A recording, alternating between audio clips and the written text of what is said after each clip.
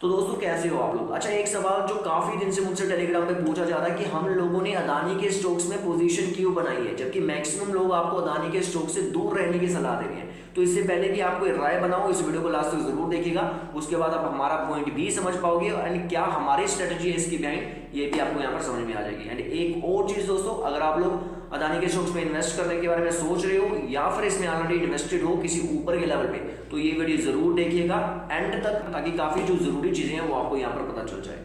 And एक और चीज दोस्तों मैं पहले क्लियर कर दूं कि इस गिरावट से पहले, हिडनबर्ग रिपोर्ट के आने के बाद जो गिरावट हुई है उससे पहले हमने अदानी के किसी भी स्टॉक में कभी कोई पोजीशन नहीं बनाई है, क्योंकि इनके शेयर्स जो थे वो मैक्सिमम शेयर्स इनके ओवर वैल्यू थे। लेकिन इस गिरावट में ऐसा क्या अलग हुआ है कि जो हमें यहाँ पर कुछ अपॉर्चुनिटीज दिख रही है। दोस्तों सवाल पूछा गया कि हम अदानी के स्टॉक्स में पोजीशन क्यों बना रहे हैं। एक्चुअल में सवाल होना चाहिए था कि हम अदानी के किन स्टॉक्स में पोजीशन बना रहे हैं। इसी में जो सारी चीज है वो छुपी हुई है।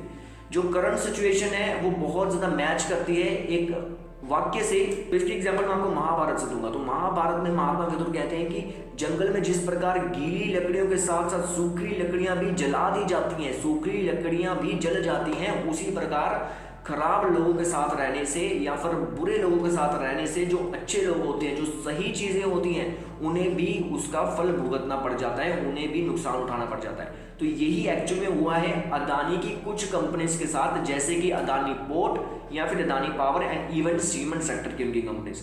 जबकि मैक्सिमम कंपनीज इनकी बहुत ज्यादा ओवर वैल्यू थी, like Adani transmission, total gas enterprises भी आप कह सकते हो, एंड काफी सारी लाइक अदानी ग्रीन एनर्जी, ये सब बहुत ज्यादा ओवर वैल्यू थी।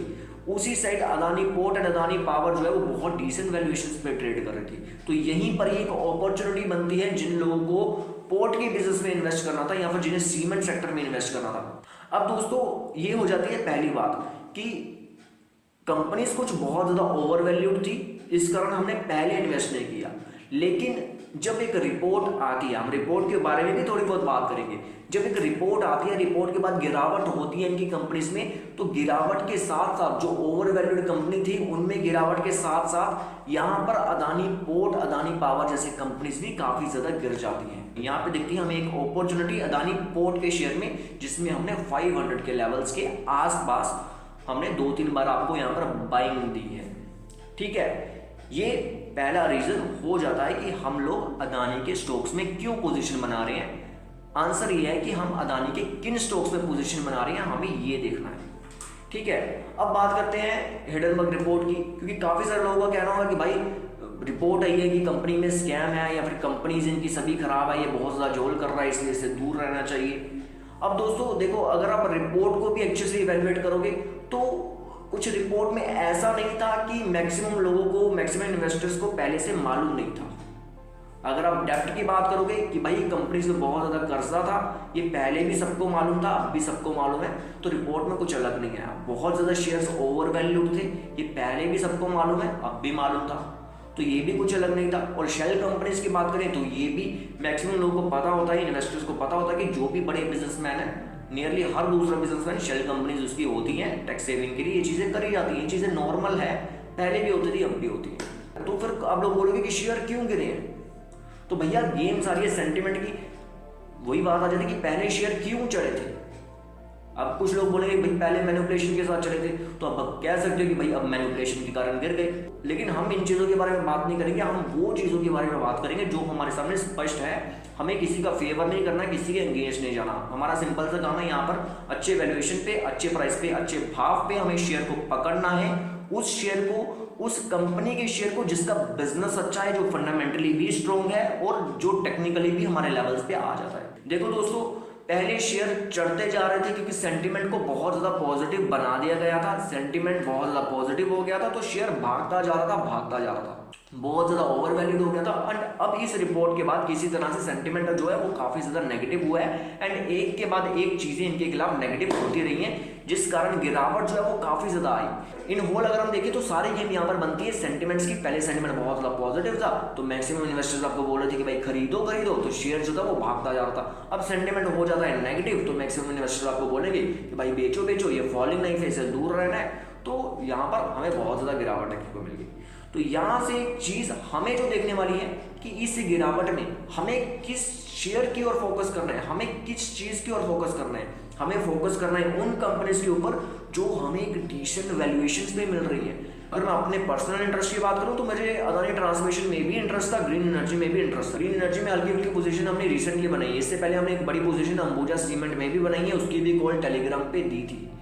लेकिन मेन पोजीशन हमारी Adani port and Ambuja cement में है, एंड हल्की फुल्की पोजीशन अभी रिसेंटली ग्रीन एनर्जी में भी बनाई है। लेकिन मेन पोजीशन सीमेंट सेक्टर की अंबुजा सीमेंट में एंड अदानी पोर्ट में थी। ठीक है, तो यहाँ से हमें ये चीज समझ में आ जाता है कि सारी गेम सेंटिमेंट्स की है। कंपनी में कुछ बदला है? कंपनी में कुछ नहीं बदला है, काम तो वैसा ही हो रहा भाई जैसा 1.5-2 महीने पहले हो रहा था। 1.5-2 महीने पहले सेम कंपनी सेम ही तरह का काम हो रहा है, वहीं पर पोर्ट है। अब जो लोग बोल रहे हैं कि भाई कंपनी में बहुत ज़्यादा डेप्ट है तो इतनी डेप्ट वाली कंपनी पे इन्वेस्ट नहीं करना चाहिए, देखो मेरे भाई डेप्ट है तो डेप्ट के सामने वहाँ पर असेट्स भी दिख रहे हैं। अब पोर्ट को कोई उठा के तो ले नहीं जाएगा। अभी रिसेंटली इन्होंने सिंगापुर बोल रहा हूँ, अभी रिसेंटली इन्होंने इजराइल में भी कोई उनका सबसे बड़ा जो पोर्ट है, एयरपोर्ट है, उसे टेक ओवर किया। तो असेट्स भी सामने दिख रहे हैं अगर डेप्ट है तो। इनका वे ऑफ बिजनेस काफ़ी ज़्यादा अग्रेसिव है, पॉलिटिकल सपोर्ट वो भी सबको मालूम है कि वो भी शायद इनके साथ है। तो चीज़ें हमें दोनों साइड से देखनी पड़ेगी। नो डाउट डेप्ट है बहुत ज़्यादा है, लेकिन पैरेलली असेट्स भी हैं। एंड पोर्ट का बिजनेस, मुझे बिजनेस में इंटरेस्ट है, हमें बिजनेस में इंटरेस्ट है, फंडामेंटल्स ठीक लग रहे हैं, वैल्यूएशन सही है, तो भाई हम इन्वेस्ट करेंगे। डिस्काउंटेड प्राइस पे मिल रहा है, इस प्राइस पे फिर शेयर्स नहीं मिलेंगे इसके। तो वंस अगेन मैं चीज़ों को एक बार रिपीट कर देता हूँ, उसके बाद तीसरे पॉइंट पे भी बात करेंगे जो कि काफ़ी इंपॉर्टेंट है और काफ़ी लोगों के मन में वो सवाल भी होता। ठीक है, जैसे सबसे पहले हमने बात करी कि हम किन शेयर्स में इन्वेस्ट कर रहे हैं। हमें अदानी ग्रुप में जब गिरावट हुई है तो कुछ जो डिसेंट वैल्यूएशंस पे थे शेयर वो भी ज़्यादा गिरे हैं, तो वो हमारे लिए बनती है अपॉर्चुनिटी। दूसरा हमने बात करी रिपोर्ट के बारे में। रिपोर्ट में कुछ चीज़ें ठीक हैं, कुछ एलिगेशंस हैं, वो कब प्रूव होंगी कब नहीं होगी, लेकिन गिरावट रिपोर्ट के कारण नहीं हुई, गिरावट हुई है सेंटिमेंट की। रिपोर्ट ने खराब करे हैं सेंटिमेंट। ठीक है, उसके बाद एक के बाद एक रिपोर्ट्स अलग अलग भी आती रही हैं जिसने सेंटिमेंट्स को खराब करा है। तो वंस अगेन जो मेन चीज यहां पर होती है वो है सेंटिमेंट, और सेंटिमेंट के कारण ही शेयर का भाव कभी गिर रहा है कभी बढ़ रहा है। ये चीजें हमने रिपोर्ट के बारे में बात करी, शेयर्स के बारे में बात करी। अब तीसरा पॉइंट, अब काफी लोगों के मन में आएगा कि भाई अब शेयर इतना ज्यादा गिर गया, काफी रिटेल इन्वेस्टर इतनी ऊपर के प्राइस पे फंसे हुए थे। देखो एट द एंड गलतियां होती हैं, और मेरे हिसाब से लोगों की गलती है जिन्होंने इतनी हाई वैल्यूएशन पे इसमें एंट्री ली।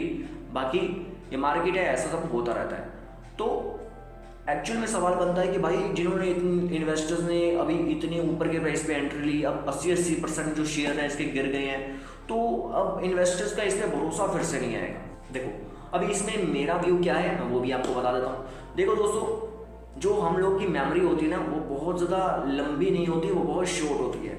यहाँ पर अभी शेयर्स पिटे हैं तो इन्वेस्टर्स का थोड़ा बहुत भरोसा गया है। ग्रुप की ओर से लगातार कोशिशें करी जा रही हैं कि वो थोड़ा सा सेंटीमेंट सुधार सकें एंड इन्वेस्टर्स का भरोसा फिर से लेकर आए। अभी सेंटीमेंट नेगेटिव है, sentiment is a type of emotion, तो इमोशन कभी परमानेंट नहीं होता। कुछ मंथ्स बाद लगातार इनके हर क्वार्टर में अच्छे रिजल्ट्स आते हैं, बिजनेस में ग्रोथ होती है। फॉर एग्जांपल आप मान लो कि 24 का इलेक्शन बीत जाता है, उसके बाद लगातार इनके जो रिजल्ट्स हैं वो अच्छे आते रहते हैं, बिजनेस में ट्रेमेंडस ग्रोथ होती है एंड गुड न्यूज आती है। तो इमोशंस फिर बदलेंगे, सेंटिमेंट्स फिर बदलेंगे एंड इन्वेस्टर्स का भरोसा फिर से आ जाएगा। यही हमेशा ट्रेंड रहता है, यही पहले होता है, यही अब होगा आगे भी। सिर्फ ये एक मेरी भी जैसे स्पेकुलेशन है, ये मेरा रफ आइडिया है। मुझे लगता है कि कंपनी अच्छा परफॉर्म करेगी, अगर कंपनी अच्छा परफॉर्म नहीं करती तो भाई शेयर नहीं चढ़ेगा। यही चीज़ें हैं, इससे अलग इससे कुछ नहीं होगा। तो दोस्तों ये हो जाता है हमारा रफ आइडिया, ये होता है हमारा व्यू, जिससे कंसीडर करके मैंने अपनी पोजीशंस अंबुजा सीमेंट में, अदानी पोर्ट में बनाई है, अदानी ग्रीन एनर्जी में हल्के हल्के बना रहा हूँ, लेकिन उसमें वैल्यूएशंस अभी भी हाई हैं। सही वैल्यूएशन मिलता है एक प्रॉपर पोजीशन, एक प्रॉपर इन्वेस्टमेंट के साथ हम उसमें भी एंट्री लेंगे। तो दोस्तों ये हो जाता है हमारा अदानी ग्रुप के ऊपर व्यू। तो अगर आप लोग इन्वेस्टमेंट करने के बारे में सोच रहे हो उसमें, तो यही मैं रेकमेंड करूंगा कि उन कंपनीज में इन्वेस्ट करो जो सही वैल्यूएशंस पे हैं। एंड जरूरी नहीं कि फिर भी आपको अदानी ग्रुप में इन्वेस्ट करना है। मैंने इन्वेस्ट करा है क्योंकि थोड़ा सा डाइवर्सिफाई करना था और मेरे को थोड़ी सी अपॉर्चुनिटी दिखी। यहाँ पर आपके पास और भी शेयर्स हैं। अभी रिसेंटली आपको मैंने एनबीसीसी में कॉल दी 32.5 रुपये के लेवल पे, टेलीग्राम पे साइड में स्क्रीन पे आप देख सकते हो, अच्छा रिटर्न मिल रहा है। कल्पतरू पावर में हमने आपको एंट्री दी, वहाँ पर साइड में देख सकते हो। कल जो है वो 560 के आसपास शेयर जो है वो ट्रेड कर रहा है। तो ज़रूरी नहीं है कि आपको यहीं पर ही अदानी ग्रुप में इन्वेस्ट करना है, और भी अच्छे शेयर हैं जो अभी 1 महीने के अंदर अंदर ही बहुत बढ़िया रिटर्न देकर जा रहे हैं। तो जस्ट आपकी चॉइस के ऊपर निर्भर है। हम लोग डाइवर्सिफाई कर रहे हैं अपनी इन्वेस्टमेंट, हम लोग अदानी ग्रुप में भी कर रहे हैं हल्की फुल्की, लेकिन उन स्टॉक्स पे जो मुझे सही वैल्यूएशन पे दिखते हैं, जिसमें मुझे दिखता है कि आने वाले सालों में ये 3x 4x रिटर्न्स भी देकर जा सकता है, एंड सेम टाइम पे हम इन स्टॉक्स में भी इन्वेस्ट कर रहे हैं। तो दोस्तों ये हो जाती है हमारी आज की वीडियो। कोई डाउट हो तो कमेंट करिएगा। मेक श्योर यूट्यूब पे हमें सब्सक्राइब करके बेल आइकन को दबा देना। नेक्स्ट वीडियो में आपको दूंगा कि आपको एक्चुअली में किस ब्रोकर के साथ काम करना चाहिए, और साथ में मैं आपको दिखाऊंगा अपनी PL स्टेटमेंट जो कि लास्ट मंथ की है। मेरे को रीज़न ये नहीं है कि मेरे को प्रॉफिट्स दिखाने हैं या फिर आपको कुछ लॉस दिखाना है। एक बहुत ज़रूरी चीज़ है जो आपको यहाँ पर मालूम होनी चाहिए जब आप किसी ब्रोकर के साथ काम कर रहे हो, खासकर अगर आप लोग ट्रेड कर रहे हो, ऑप्शन में ट्रेड कर रहे हो या फिर किसी भी तरह से इंट्राडे यहाँ पर कर रहे हो। तो इसलिए मेक श्योर यूट्यूब पे सब्सक्राइब कर लेना। वो वीडियो आपके लिए बहुत ज़्यादा इंपॉर्टेंट होने वाली है, क्योंकि उससे कुछ ऐसी चीज़ें हो रही हैं कहीं पर, या कुछ ऐसी चीज़ें हैं जो हम लोग मिस कर रहे हैं, जो मैंने खुद पर्सनली मिस करी, जिसके कारण मुझे काफ़ी ज़्यादा एक तरह से नुकसान हो रहा था, प्रॉफिट्स में बहुत ज़्यादा कट मुझे देना पड़ रहा था। तो इसलिए मेक श्योर यूट्यूब पे सब्सक्राइब करके बेल आइकन को दबा देना, एंड मेक श्योर टेलीग्राम पे भी जुड़ जाओ अगर आप लोगों को चाहिए रेगुलर अपडेट्स, हम किस स्टॉक में एंट्री लेते हैं या फिर किस में हम लोग अपनी प्रॉफिट्स बुक करते हैं या फिर किस में हम लोग अपना लॉस भी बुक करते हैं। तो मेक श्योर वहाँ पे भी जुड़ जाओ। तो वीडियो देखने के लिए बहुत बहुत धन्यवाद। चैनल में दोबारा